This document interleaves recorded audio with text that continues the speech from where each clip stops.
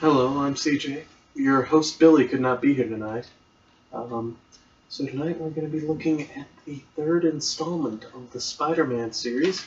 And it's definitely a very interesting movie. It was the last of the Tobey Macguire Spider-Mans, you know. Generally, I just motherfucker! This is my movie review, bitch! Get the hell out of here! That's right. Alright. I'm back, motherfuckers. He ain't taking this over at all. Got my trusty ass pen. But anyway, on this one, it's gonna be the third Spider-Man. And this motherfucker's crazy compared to the last two, because this has additional villains, additional people. It just makes me so happy inside. But anyway, for this Spider-Man, actually, there's Gwen is in this one, and Eddie Brock, which is Venom, and Sandman, who originally killed Peter's uncle, is in this one too. But anyway, we'll start off with Sandman, I guess, actually killing Uncle Ben.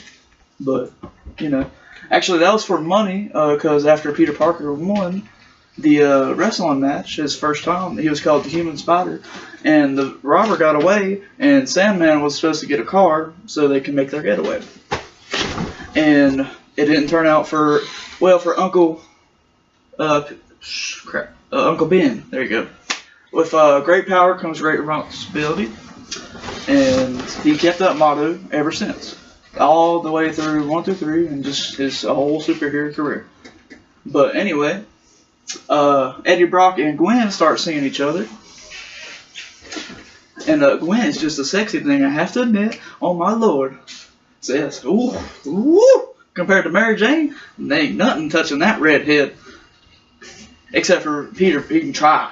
But Harry's keeps leaping on that, so I don't know how it's going to turn out, because relationships these days, they just don't last.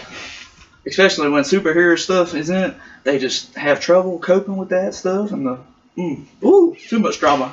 But anyway, Eddie Brock, he is the photographer with Peter Parker for the Daily Bugle, and they go at it constantly, just trying to get Jameson's I guess, not alter ego, but his whole wall of fame. They just want him on there. But Peter Parker's the superior one because he's had the more experience. So I guess he gets paid more and he gets the bigger jobs. So Eddie Brock actually gets jealous of this, and at the beginning of the movie, or close to it, Mary Jane and Spider-Man are hanging on a spider web, and they're just talking about how the relationship's going to end. And then, oh no, here comes the fucking Venom. Just out of nowhere, just comes out of fucking space, and he just hits the floor, and he attaches. He's a symbiote, so he attaches to anything living, and he just doesn't go away. He's just like a bad case of, I don't know, the heebie-jeebies, the herpes, the AIDS, the herpes, the STDs, lordy. But anyway, Spider-Man has to fight Venom and the Sandman, and the Sandman is relentless in his ability to turn to sand and just leave. So Spider-Man is just constantly looking around, trying to fight him. He's just a very, very odd villain. I mean, he's got his good things. He's really trying to defend for his family because his daughter and everything is low on money and stuff. But anyway, after this little brawl, Venom, actually Spider-Man becomes Venom for a short time, but he learns from his professor or his teacher that it's a symbiote and it's not going to go away from him. So he decides to get rid of it, even though it has more power. And he decides to go with his Uncle Ben's motto, with great power comes great responsibility.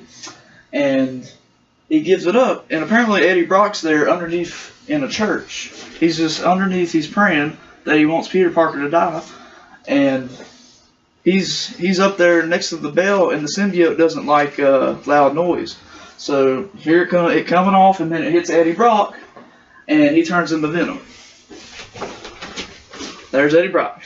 But anyway, Spider-Man and Venom have to start fighting now because he has taken Mary Jane away up in the very top, and then Sandman's actually at the bottom, and Harry Osborn's actually on his side in the last part of this, and it actually turns out bad for Harry, unfortunately, because Venom kills him, and then Spider-Man gets mad as hell. Oh Lord, he goes fucking ballistic because that's his best friend, motherfucker.